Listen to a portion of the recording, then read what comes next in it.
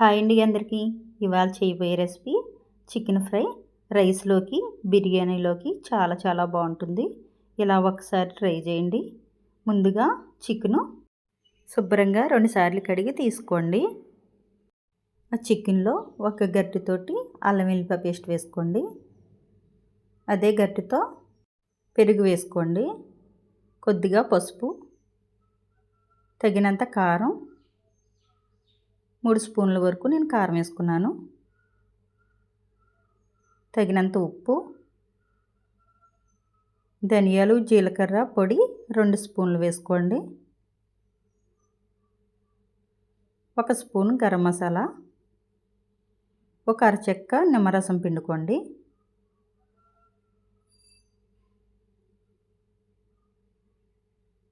ఆ మసాలా అంతా చికెన్కి పట్టించుకోవాలి.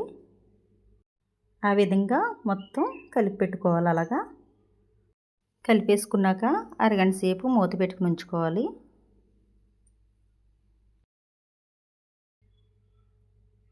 తర్వాత స్టవ్ ఆన్ చేసి స్టవ్ మీద ఒక కడాయి పెట్టుకోండి. తగినంత ఆయిల్ వేసుకోవాలి. ఆయిల్ వీటెక్కాక 2 పచ్చిమిరపకాయలు చిన్న చిన్న ముక్కలుగా కట్ చేసుకుని వేసుకున్నాను. కాసేపు ఫ్రై చేసుకుని ఆనియన్స్ ముక్కలు వేసుకోండి. అవి బాగా ఫ్రై చేసుకోండి. గోల్డెన్ కలర్ వచ్చేదాకా ఫ్రై చేసుకోవాలి. ఆ విధంగా ఫ్రై అయ్యాక ఆనియన్స్ ముక్కలు అలా ఫ్రై అయితేనే చికెన్ ఫ్రై చాలా టేస్ట్గా ఉంటుంది. మనం కలిపెట్టుకున్న చికెన్ ఉంది కదా, అందులో వేసేసుకోండి. చికెన్ వేసేసుకున్నాం కదా, ఫ్రై చేసుకోండి. కాసేపు ఫ్రై చేసుకున్నాక కాసేపు మూత పెట్టుకోవాలి. ఒక 10 నిమిషాలు ఉంచి ఆ మూత తీసి ఫ్రై చేసుకుంటూ ఉండాలి.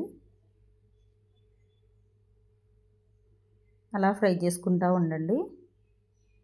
ఫ్రై అయ్యిందాక అలా తిప్పుతూ ఉండాలి.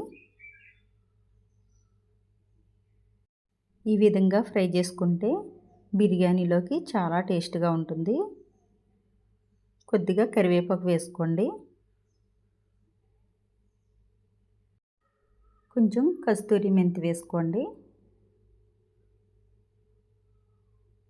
అది వేయటంలో ఫ్రై చాలా బాగుంటుంది. ఫ్రై అయిందాక అలా తిప్పుతూ ఉండండి. ఈ ఫ్రై చాలా చాలా టేస్ట్గా ఉంటుంది.